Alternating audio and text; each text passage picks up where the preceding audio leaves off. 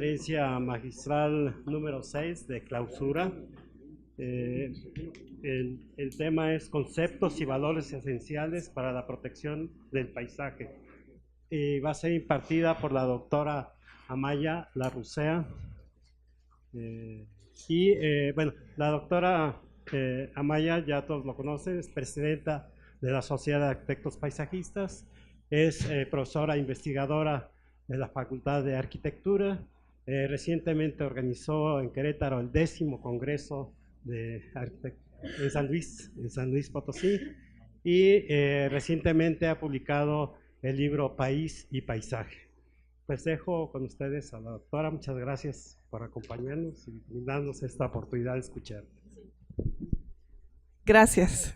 Pues yo confieso, igual que Roberto, que después de escuchar todas las pláticas y de haber estado aquí estos 3 días, hice enormes cambios en mi presentación, y quizá voy a salir un poco del tema en la parte práctica, digamos, pero me siento más segura en un terreno que he intentado, conozco, sobre el que he reflexionado más.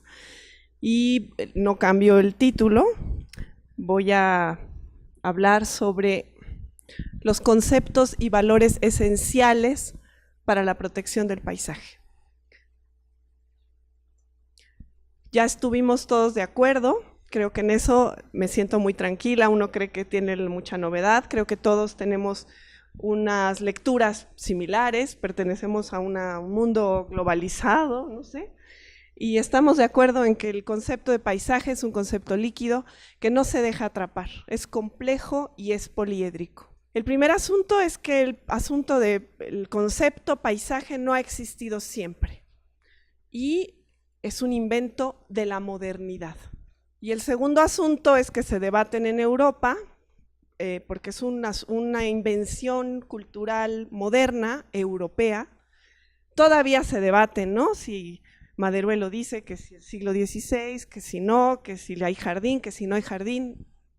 Todos más o menos hemos leído eso. Y de repente, bueno, dice, y de repente va uno a Europa y encuentra cosas y dices, pero bueno, esto entonces no es paisaje porque no cumple, si cumple, ¿no? Ahí podríamos decir ciertos acuerdos de unos prepaisajes o no paisajes, pero que para hoy, si a mí me muestran esto es un paisaje, me queda claro que es un paisaje, ¿no? Siglo XIV, Siena, paisaje urbano, un paisaje del campo.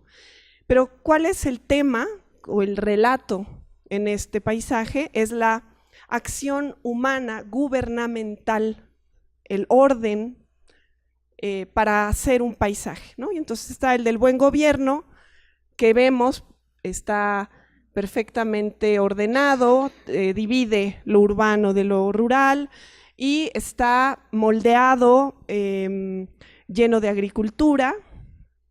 Y por otro, aquí lo vemos más de cerca, ¿no? Hay animales, hay signos varios humanos dentro de este paisaje, y si nos acercáramos vemos personas trabajando este paisaje. Aquí lo vemos de cerca, y los animales, todo lo que aparece son animales de uso, vamos a decir, humano, ¿no? Y tenemos también las consecuencias del mal gobierno, y cómo aquí el diablo, por cierto, muy guapo puesto ahí, ya no, cuando hay mal gobierno, y las cosas que pasan, ¿no? Lo urbano y lo rural tiene consecuencias. Pero cuando nos acercamos un poquito, resulta que a lo mejor hoy este paisaje, que aquí se califica por negativo, porque tiene casas quemándose, etcétera, pero es un paisaje más natural, ruinoso, que después resulta que las ruinas también nos empiezan a gustar, y bueno, hay cambios, ¿no? No podríamos decir que lo que en el momento pasado tenía unos valores, hoy son los mismos, hay cambios. Y el asunto es, dice Maderuelo, y creo que estamos también todos muy de acuerdo, que el paisaje tiene que ver con lo visual. Y las palabras que están relacionadas con el concepto de paisaje surgen de la pintura, surgen de las vistas, surgen de la lejanía, y parece que el ojo es algo esencial para entender un paisaje. Y este ojo nos lleva a mirar nuestro espacio, nuestro territorio, y a ir, esta es una de las pinturas que también están de acuerdo los expertos, yo no me meto, nada más repaso un poco, en donde ya el relato principal es el paisaje, no es, aunque aparece San Jerónimo ahí, pero aparece metidito en una cueva muy pequeño, ¿no? Hay un equilibrio casi desequilibrado entre lo que es el paisaje y lo que es la pintura. Y otros donde ya no aparecen cuestiones religiosas, ¿no? También, esto es otra de las características. Esta visión paisajística está cada vez más desacralizada, o sea, cada vez hay menos elementos sacralizadores del espacio y más elementos humanos cotidianos.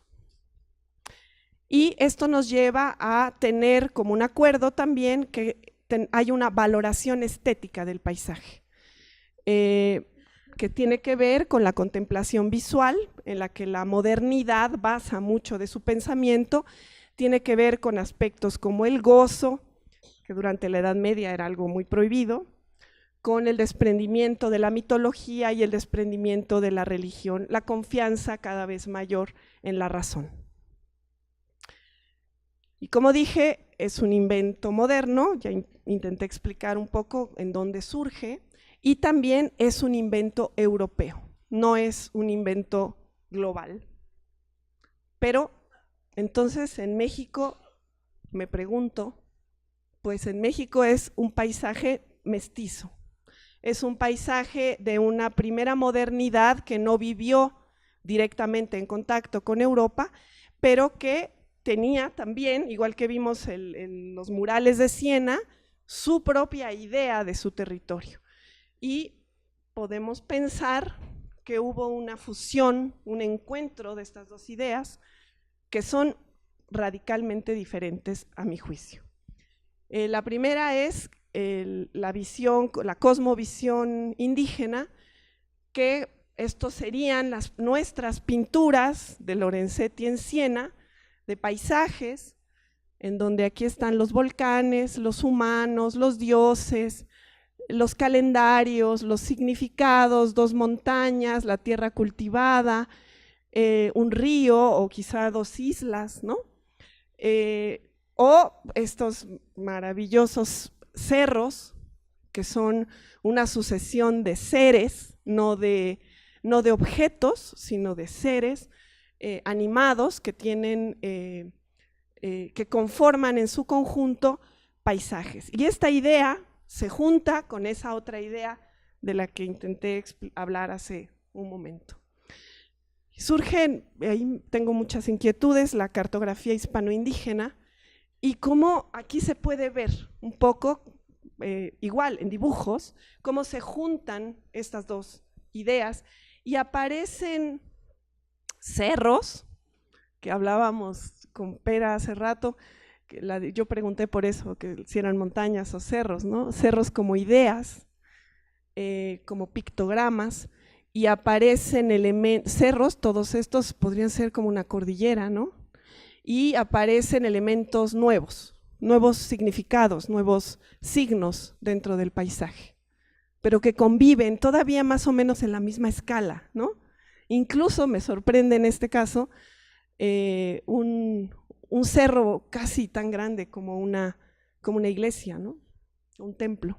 Igual en este caso, pero fíjense aquí ya la mezcla entre este pequeño cerro, este cuerpo de agua, que también es una representación indígena, y aquí ya empiezan a aparecer, aunque son más o menos del mismo año, pero ya cordilleras, otra manera de representar el paisaje, más a la europea. Para poder ver una cordillera hay que estar lejos, no se puede ver de cerca, ¿no? Aquí también traigo algunos ejemplos, anoche a las tantas, pero los encontré. ¡Ay! Otro cerro, otro río, un camino con pasos, que primero empiezan a aparecer con pasos y después empiezan a agregar las herraduras de los caballos, para explicar que también por ahí pasan caballos, no solamente personas. Aquí también vean otra convivencia entre una visión europea y Culhuacán, el cerro encorvado, que sigue apareciendo aquí como parte central, como el símbolo, el signo de este lugar. Este me encanta porque aquí es un paisaje igual híbrido, pero el observador, que en el caso europeo habíamos dicho necesitaba esa distancia, aquí el observador está en medio, está viendo el entorno alrededor, no está alejado de ese lugar. Y este ya es otro plano, todos son de las relaciones geográficas, siglo XVI, en donde ya vemos, estamos súper familiarizados con un dibujo de este tipo, en el que vemos cerros y quizá algunos un poquito a la forma un poco exagerados, conificados, ¿no? Pero esto sí sería ya un paisaje mucho más a la europea. El observador está acá y arriba, ¿no? A partir de esto, nada más voy a identificar estelares del paisaje en México, como para hacer diferencias en los valores. Y lo primero, bueno, regreso un poco, vemos cómo no hay esa competencia del gran paisaje y la obra humana, están un poco más en relación. Y la vida simbólica de los dioses que representan esos cerros, etcétera, de alguna manera todavía siguen apareciendo. Vienen todo el virreinato, no voy a dar una clase de 5 horas ni de 7, me voy a saltar a momentos estelares. Vienen las reformas borbónicas, fines del siglo XVIII, empieza a haber mucho más una idea de jardines y una idea mucho más clara de la explotación de recursos naturales para la corona española, ¿no? Entonces ahí hay una visión, un cambio importante en la visión. Empieza la Alameda, y la Alameda, que ya por cierto tenía un antecedente en el siglo XVI, pero nada más voy a dejar ahí, harina de otro tema. Es un paisaje ya ordenado a la europea, con setos, los árboles iguales, una idea del orden, ¿no? Y de introducir algo verde en la ciudad, ampliarlo, cuando en realidad pues la ciudad en ese momento no es que empezaba, digamos, a tener una escasez, pero no estaba todavía tan alejada. Quizá fue un experimento, Saúl, todas las barbaridades que diga, luego platicamos, para también aprender a ganarle agua, a ganarle tierra al lago, ¿no? Que por cierto aprendimos muy bien. Otra idea, así, intentando explicar este cambio de mentalidad, un poema de la época ilustrada mexicana. ¿Ves cómo inclinan su robusta frente los altos montes que a la nagua ciñen? ¿Ves cómo humillan sus erguidas copas, cedros y pinos? Ya de Texcoco las salobres aguas y las de Chalco dulce lago forman, al oír que Carlos resonar, los vivas su curso paran. Ya es un paisaje reverenciando al rey de España, ¿no? Es una idea que nos muestra la diferencia en la visión de ese lugar. Pero es simpático también porque también este mismo poema incluye algunas plantas que ya tienen nombres náhuatl, ¿no? Ahí hay un problema que yo creo interesante. La relación del paisaje de los indígenas tiene un idioma propio, una lengua propia.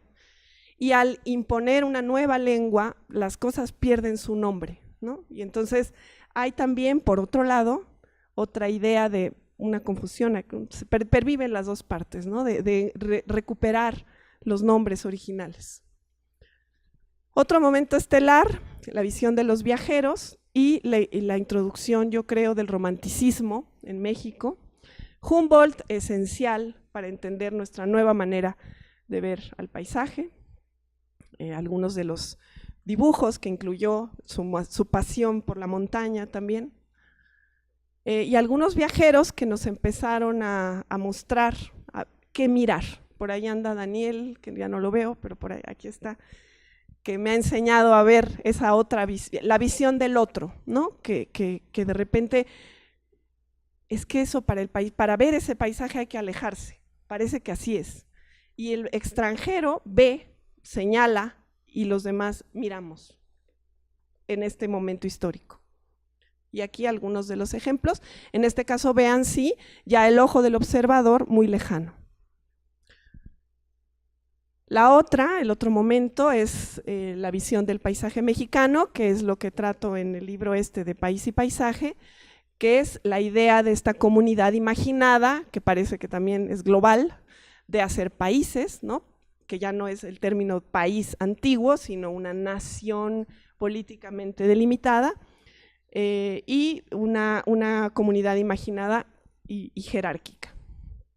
El plano famoso, el primer plano hecho en México de México, ya habíamos perdido la mitad del territorio, pero con los paisajes que de alguna manera le dan ese significado, ese contenido a este espacio que ya es un territorio propio.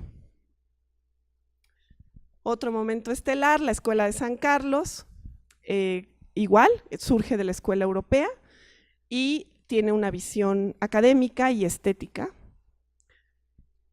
Otro elemento interesantísimo que hay mucho que estudiar sobre él, Landesio, que fue el primer paisajista europeo, sus maestros habían sido vieneses, y su inmersión dentro de la escuela de pintura, su gran alumno José María Velasco, del que siempre que hablamos de paisaje, a mí me siguen diciendo todavía hoy, ¿eres paisajista? ¿Pintas? No, no pinto. Y el desarrollo de esos paisajes en donde con la escuela, con la academia aparecen las personas, y de los para mí magistrales cuadros de Velasco, en donde ya la simbología deja hablar por sí mismo al paisaje. Aunque aparece la ciudad ahí al fondo, hay obra humana, pero ya ya quita algunos de los elementos que en Europa todavía se utilizaban. Y otro momento también importantísimo, el porfiriato, finales del siglo XIX, principios del siglo XX, el paisaje como objeto y un instrumento de progreso, de salud y de bienestar humano.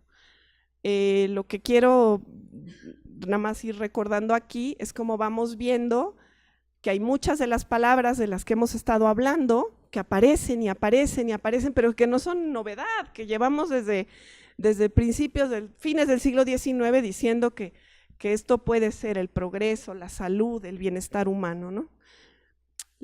Pero al mismo tiempo un atlas como en donde se expone cuáles son esos recursos, que incluso esta publicación, 1885, se hace para publicitar los recursos mexicanos en el extranjero, invitar a invertir en México.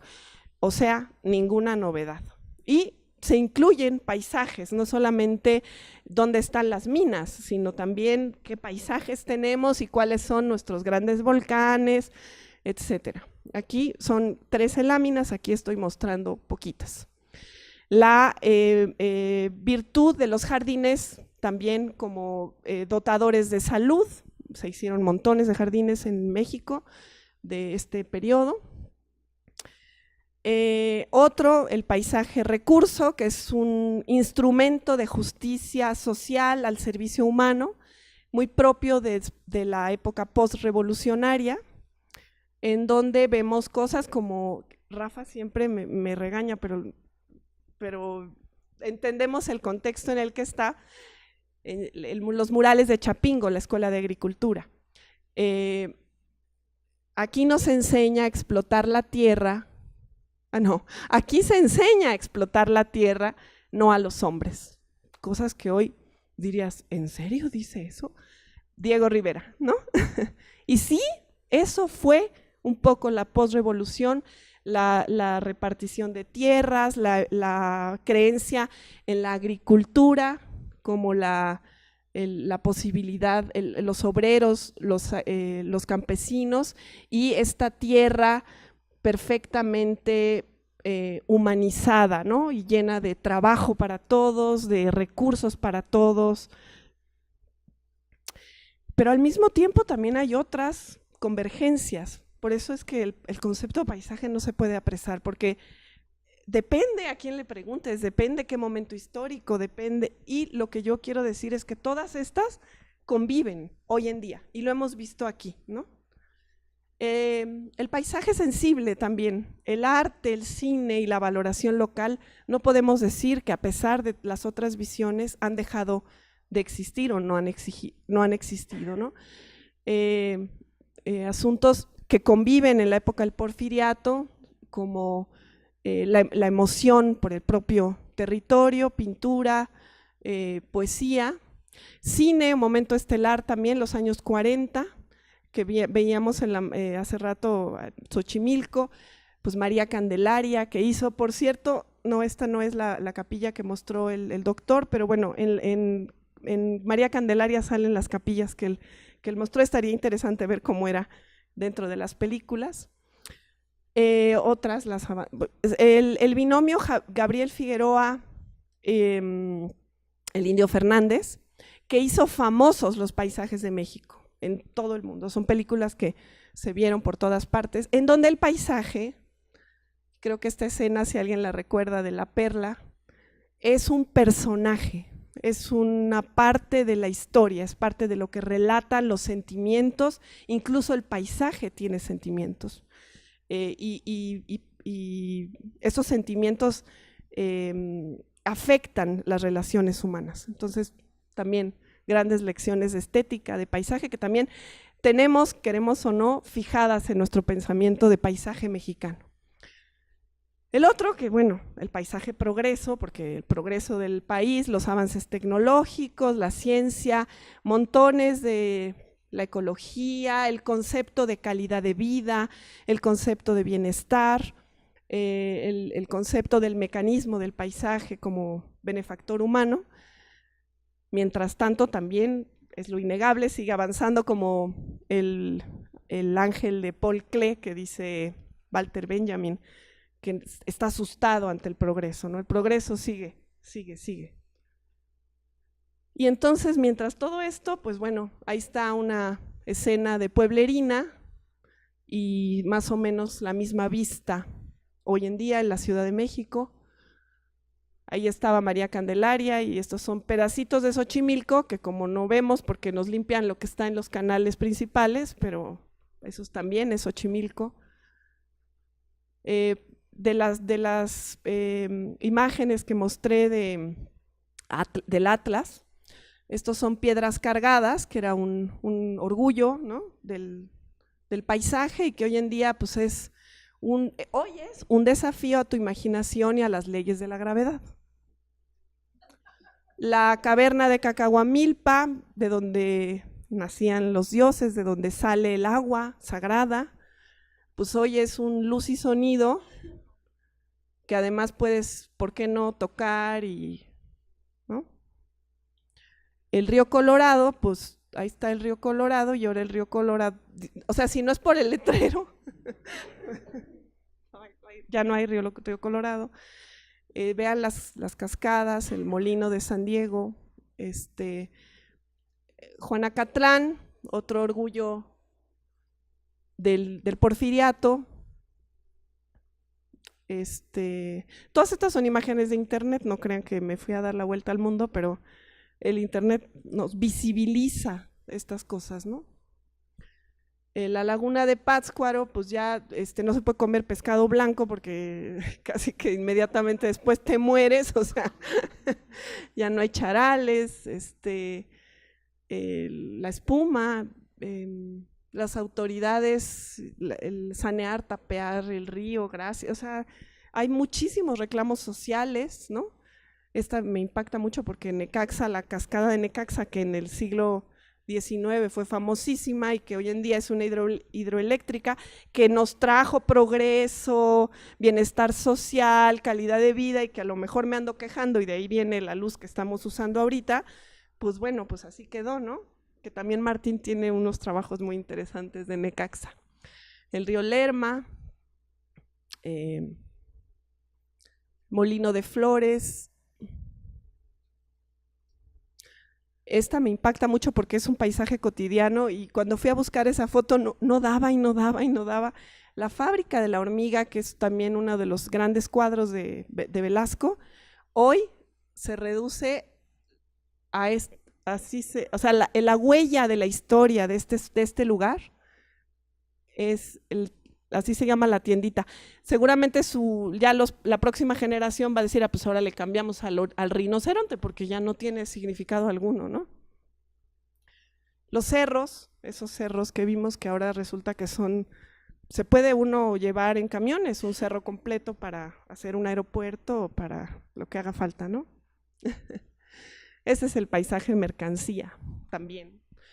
La escenografía estática, el turismo, esto del turismo nuevo cultural, en donde yo veo mi postal, me hago mi idea y el gobierno estamos obligados a que el señor vea la postal que vio y ya no hay movimiento, voy contra totalmente las leyes de dinamismo del paisaje y simplemente lo hago escenografía, ¿no? ¿Y por qué no? Pues por el progreso, cuántas fuentes de empleo, ¿no? Ahí está Cancún, ay Dios. Bueno, nada que no sepamos, ¿no? Y tenía unas más horribles, pero bueno, ahí lo dejé. Pero también hay una convivencia con todavía paisajes rituales, paisajes sagrados en nuestros pueblos indígenas, de personas que, como se comentó hace un rato, van a llevarle un brasier a la Iztaccíhuatl el día de su cumpleaños y están muy emocionados por las nuevas relaciones entre el popo y el ista y cosas que uno desde el mundo científico y académico se queda, ¿no? Y esto, y se hacen rituales y se llevan ofrendas y se pide lluvia y la primera cosecha de un pueblo se lleva a la cruz en donde se pidió la lluvia, no se consume, se lleva, ¿no? Eso también es una realidad y también es parte de lo que convive con estas otras formas, ¿no? También el paisaje patrimonial, todas estas cosas que históricamente sabemos que tenemos, que sabemos que valen y que de alguna manera pues también hemos intentado, tratado de conservar con todos sus asegúnes, pero bueno, tenemos también esos espacios que han pervivido gracias a acciones puntuales, ¿no? Total, que esto del paisaje es una convivencia de significados y una confluencia de tensiones también. Hay confluencias y hay tensiones, porque para algunos un paisaje es lo estético, lo que mostró Velasco, para otros podrá ser un asunto ecológico, para otros un asunto legal, un derecho, no sé, hay montones. Y creo que lo que es esencial en esta ley es que tomemos en cuenta que ni todos pensamos igual, ni todos sentimos igual, y que tenemos que intentar considerar esta serie, porque es una ley para todos, no es para los especialistas, no es para los que estamos aquí, sino para todos. Acciones que ha hecho la Sociedad de Paisajistas, bueno, la Carta Mexicana de Paisaje, que Claudia me hizo favor de traer y que aquí está para los que quieran adherirse. Hemos intentado hacer difusión con 10 congresos nacionales, educación, parte de la existencia de la licenciatura en la UNAM es una coyuntura entre la universidad y la Sociedad de Paisajistas, y también una acción gremial de unirnos, de buscar espacios para paisajistas dentro de las tomas de decisiones gubernamentales, etcétera. Y entonces, bueno, pues, ¿qué creo? Que es de los acuerdos, en resumen, que hemos visto, que es el paisaje hoy. Insisto, concepto líquido, complejo, poliédrico, 2 palabras, paisaje, es territorio. Creo que lo que cambia un territorio a un paisaje es la emoción. que también ahora es lo que se está hablando, de las geografías emocionales, que no aparecen en las leyes, que no, son cosas que no se puede, ¿no? Pero que me parece que es esencial tener en cuenta, si no en el papel, sí en la intención, porque la emoción da significado. Y ese significado hace posible una construcción cultural y por lo tanto un paisaje. Un paisaje con una construcción de emociones que hace una construcción dinámica y un paisaje que los nuevos, bueno, la filosofía moderna, contemporánea dice el ser en el mundo, ¿no? Heidegger, una inmersión en el mundo. Ya no podemos estar pensando ni en el paisaje como el que nos va a dar calidad de vida a los humanos, el que nos va a dar progreso, el que nos va a dar, porque ya vimos que no, que por ahí no va. No es, estamos repitiendo un poco, cayendo un poco en la misma, creo, en la misma trampa.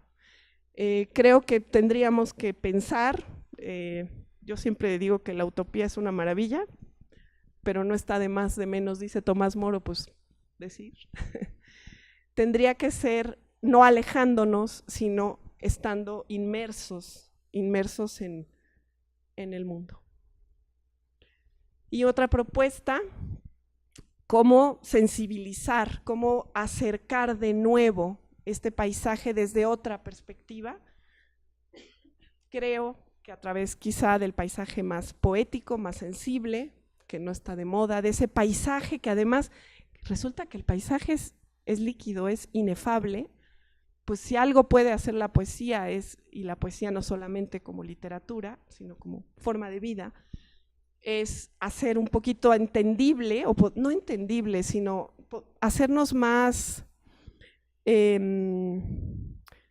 partícipes, digamos, a ese concepto tan complicado que es el paisaje, como algo imposible de definir.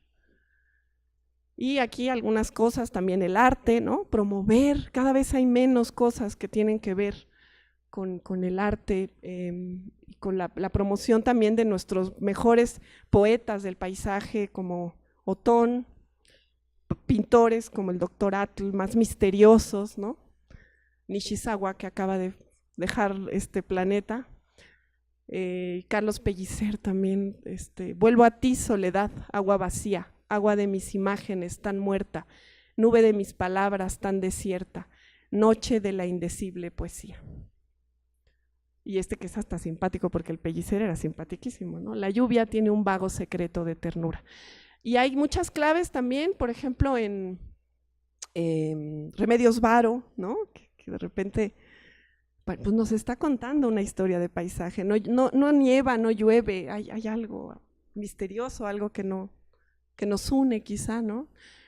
Carlos Pellicer, este fragmento, invitar al paisaje a que venga a mi mano, invitarlo a dudar de sí mismo, darle a beber el sueño del abismo en la mano espiral del cielo humano. Creo que es otra de las cosas que también resume esa imposibilidad de escindir estos dos mundos. Quizá esta nueva ley, o lo que se decida hacer, lo que requiere es un nuevo lenguaje, y quizá no tanto seguridad en que es el paisaje lo que nos va a salvar, porque si lo vemos como objeto salvador de los humanos, seguimos en el mismo término. Quizá, me atrevo, deberíamos de incluir palabras como respeto y como reverencia, que ya no existen en nuestro lenguaje académico, científico, progresista, pero que quizás si logramos en algo sensibilizar y hacer cambios mental de ideología, podemos tener un acercamiento y un comportamiento mejor, y como ser en el mundo, ¿no? Y no como algo escindido de ese fenómeno. Creo que… última. Siempre me gusta a mí el Renacimiento, Pico de la Mirandola, los magos, los misteriosos. Y un día encontré esta frase y dice, quien no sabe atraer a Pan, se acerca a Proteo en vano. Dije, clarísimo, no entiendo nada. Ahí voy con mis amigos, los filósofos, y ya me explican, ¿no? Pan es el todo. De ahí viene la palabra pandemia. Es el poderoso pan, el sustento del mundo, es como la vida en la tierra, ¿no? Es lo que los griegos consideraban. La augusta tierra, el fuego inmortal, son miembros de Pan, son la vida, el todo, el territorio, el planeta, el paisaje, nosotros, todo. Es jocoso, es propiciador de fantasías y causante de temores humanos, porque también infunde espanto. Eso también me gusta. El paisaje de repente se vuelve la madre tierra, lo comentaba, algo que cuidar, no. El paisaje debe también ser causa de temor humano. Y Proteo es el que puede cambiar las cosas. Proteo es como, no sé si recuerdan la caricatura de La espada en la piedra, que se empiezan a cambiar de forma entre la bruja y el brujo, ¿no? Y te hace ratón y luego esa sería la varilla, esa sería como Proteo. Es la ciencia, es la tecnología. Es esa capacidad un poco humana de transformar las cosas, de hacer el paisaje, de cambiarlo, ¿no? Cambia Proteo, cambia todo, cambia el aspecto, cambia las cosas, ¿no? Y regreso, quien no sabe atraer a Pan se acerca a Proteo en vano. Quien no sabe entender el todo, un poco como una mentalidad de actuación en el mundo, en ese mundo, se acerca, quiero agregar, a la ciencia, a la tecnología, quizás a la ley, pero en vano, ¿no? Entonces, bueno, pues es una invitación a verlo quizá un poco fuera, pero un poco fuera, un poco utópico, un poco quizá imposible, pero a veces con decirlo, espero, pueda funcionar o pueda servir para algo.